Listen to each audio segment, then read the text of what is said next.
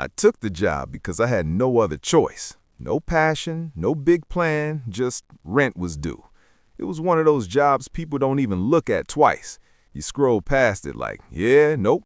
But me, I clicked, applied, and a few days later, I was in. Waste processing facility. Yeah, basically trash. Not the glamorous kind either. I'm talking about the stuff nobody wants to deal with. Broken furniture, old electronics, random junk people throw away without thinking twice. My friends found out and were like, bro, seriously? Even my mom hit me with that pause like, you sure about this? But I didn't have the luxury to be picky. I needed money. So every morning I'd show up, put on gloves, and just sort. Hours and hours of it, lifting, opening bags, separating things. At first it felt like rock bottom, like this is really where I ended up? And yeah, I hated it. The smell, the monotony, the feeling that I was stuck. But after a while, something weird started happening. I began noticing things, patterns, the kind of stuff you don't see unless you're in it. Like how people throw away things that are barely used, or how certain items showed up over and over again. Same brands, same types, same problems. And I started thinking, why is all of this ending up here? Because this wasn't just trash, not really. Some of this stuff still had value, a lot of value, but nobody cared. To them, it was easier to throw it away than deal with it. And that's when the idea hit me. Not like a lightning bolt, more like a quiet thought in the back of my head. What if this isn't actually trash? At first, I ignored it. I mean, come on. I'm standing in a warehouse full of garbage thinking I found a hidden opportunity? Yeah, sounds crazy. But the thought kept coming back, day after day, every shift, every pile I sorted. What if everyone else is missing something? And the more I paid attention, the more it started to make sense. Because I wasn't just seeing trash anymore. I was seeing inventory. And I had no idea yet that this worst job ever was about to become the reason I'd never worry about money again. So yeah, now I'm standing there, surrounded by trash, thinking I just discovered some kind of hidden opportunity. Sounds insane, right? Yeah, I thought so too. But once that idea got in my head, it didn't leave. Every shift, I started paying closer attention, not just sorting anymore, analyzing. Like, I'd pick something up and actually look at it. Why would someone throw this away? And I'm not talking about broken junk. I mean stuff that still worked. Perfectly fine chairs, coffee machines, monitors, even gaming consoles sometimes. I remember one day I pulled out this almost brand new blender, still in the box, and I just stood there like, no way. That thing probably cost, what, $100? And someone just tossed it? That's when it really clicked. People weren't throwing away trash. They were throwing away inconvenience. If something was slightly broken, gone. If they upgraded, gone. If they didn't feel like fixing it, gone. And I'm thinking, okay, so what if I just take it? Now, before you think anything illegal, chill. We were actually allowed to take certain items. Most people didn't bother. They just wanted to finish their shift and go home. But me, I started setting things aside. Small at first. A toaster, a lamp, some headphones, nothing crazy. I took them home, cleaned them up a bit, tested if they worked, and then I listed them online. And let me tell you something. That first week was rough, like reality rough. No sales, zero. I kept refreshing the listings like, come on, somebody buy something. Nothing. Days went by, still nothing.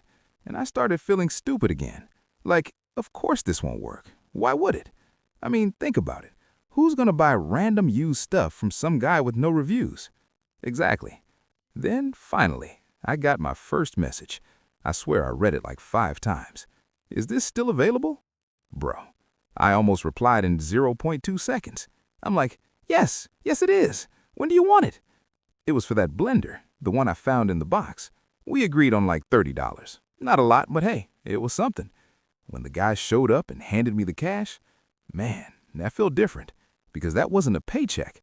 That wasn't hourly work. That was money I made from something everyone else ignored. And in that moment, I thought, okay, this might actually work. But here's where I messed up. I got excited too fast. Like, way too fast. Next day at work, I'm moving different. I'm grabbing more stuff, bigger stuff. Furniture, electronics, Anything that looked even slightly valuable. My tiny apartment turned into a straight-up storage unit. Boxes everywhere, random chairs, cables, screens. At one point, I had like 3 microwaves in my kitchen. Don't even ask. And in my head, I'm thinking, I'm building inventory. This is smart. Yeah, nah. Because I wasn't thinking about one important thing. Just because something has value doesn't mean it's easy to sell. Weeks passed. I sold a few things here and there, but most of it just sat there, collecting dust. And slowly, that excitement started turning into stress, because now I had a problem. I wasn't just broke anymore. I was broke with a house full of junk. And it hit me one night when I tripped over a chair in the dark. I just stood there, surrounded by all this stuff, and said out loud, yeah, this ain't it. I was doing it wrong, completely wrong. I thought the opportunity was in taking everything, but I was about to realize the real money was in something way more specific. And once I figured that out, everything changed. That night, standing in my apartment full of random junk, I finally said it out loud. Yeah, I'm doing this wrong. I had stuff, a lot of it, but no system, no consistency, just random sales here and there. So the next day, I changed my approach completely. I didn't take anything. I just watched for hours. Same potok of trash, same routine, but this time I wasn't looking for valuable stuff. I was looking for patterns. And then I saw it. Electronics. Not sometimes, every single day. Monitors, headphones, speakers, consoles, and most of them weren't completely dead. They had small problems. Didn't turn on, missing parts, minor damage, stuff people didn't want to deal with. And that's when it hit me. What if I don't just sell this? What if I fix it first? That night, I tested the idea.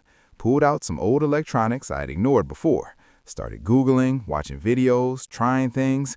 At first, nothing worked. Then one thing did. An old monitor. Wouldn't turn on at all. I almost gave up on it. But I tried one more fix. Plugged it in, and the screen lit up. I just froze for a second like, no way. That moment changed everything. Because now I knew this wasn't luck. This was a skill. Next few days, I went all in. But this time with focus. Only electronics. Only common issues. I started learning fast. What breaks? What's easy to fix? What people actually buy. Then came the first real flip. A broken gaming monitor. Looked dead. I fixed it with a $15 part. Listed it, sold it for $180. That's when it clicked for real. This is scalable. Now it wasn't random anymore. Fix, list, sell. Again and again. My apartment was still full, but now it wasn't junk. It was inventory. Money waiting to happen.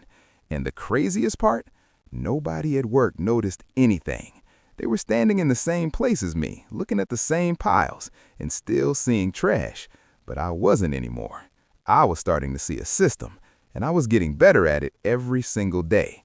What I didn't realize yet was that fixing and flipping, that was just the beginning, because the real money was hidden deeper in the system, and I was about to find it. At this point, I was making money. Not crazy money, but enough to breathe. I wasn't stressing about every dollar anymore. Fixing electronics, flipping them, it worked. But after a few weeks, I noticed something again. Same feeling as before, like I was missing something obvious. Because yeah, I was making $100 here, $200 there, but I was also seeing something else. Every single day, tons of electronics were getting thrown away. Way more than I could ever take. Way more than I could fix alone. And that's when it hit me. I'm thinking too small. I was focused on what I could carry home, what I could fix myself. But the real opportunity was everything I was leaving behind. So I started asking questions. Where does all this stuff go? What happens after we sort it? Turns out, most of it gets sent in bulk, sold off cheap, or just destroyed. And I'm standing there thinking, they're literally throwing away money at scale. That's when the idea changed. What if I stop being the guy who flips items and become the guy who controls the flow? At first, it sounded crazy. I was just a worker there. No connections, no business experience. But I kept digging, talking to people, supervisors, drivers, anyone who knew how things moved. And I found out something important. Nobody really cared about the electronics. For the company, it was just another category, low priority, which meant opportunity. So I made a move.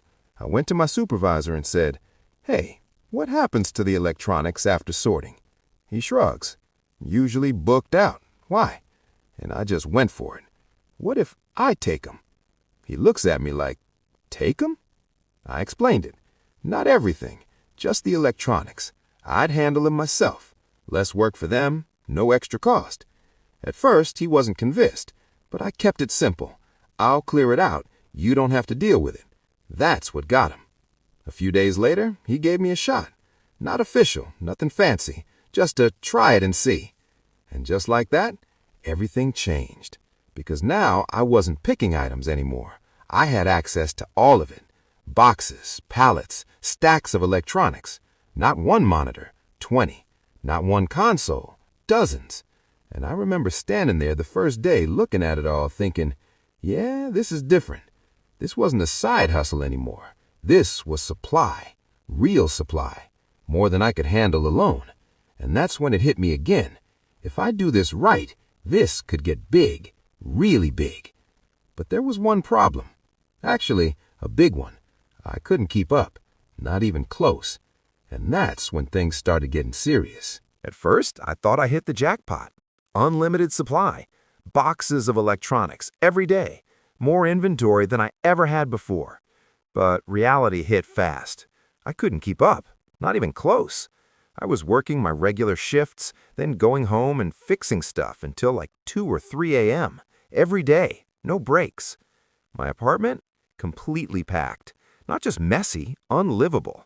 I had stacks of monitors, cables everywhere, half-open devices on every surface.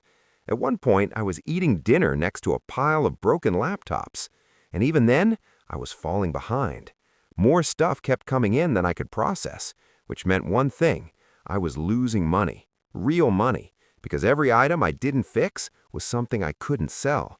That's when it hit me. This isn't a side hustle anymore. This is a business. And businesses don't run on one tired guy and 3 hours of sleep. So I made a decision that honestly scared me. I brought someone else in, a guy from work, Mike. We weren't close or anything, but I knew one thing. He worked hard, didn't complain. And more importantly, he was just as broke as I was. I told him straight up, "Look, I can't pay you much right now, but if this works, we both win." He looked around at all the stuff in my apartment and goes, "What is all this?" I just said, "Opportunity." He laughed, but he stayed. First few days were rough. I had to teach him everything, what to take, what to ignore, how to test things, what's worth fixing. We made mistakes, bought wrong parts, wasted time on dead items, lost money, but slowly we got better, faster, more efficient. Now, instead of me fixing 3 or 4 items a day, we were doing 10, 15, sometimes more. And the money started stacking. Not just random sales anymore, consistent cash flow. Every week was better than the last. That's when we took it a step further. We stopped working out of my apartment, got a small space. Nothing fancy, just enough room to organize everything. Workstations, shelves, tools. For the first time, it actually felt real, like a legit operation. And here's the crazy part. We still hadn't touched the full potential. Because while we were busy fixing and selling, there was something else happening. Buyers started reaching out. Not regular people, businesses. Guys who didn't want one item, they wanted bulk. 10 units, 20 units, sometimes more. And I remember reading one of those messages like, "Wait, you want how many?" That's when the game changed again. Because now I wasn't just flipping items one by one. I was sitting on something bigger, supply, and people were willing to pay for it in volume. That's when I realized this could scale way past what I imagined.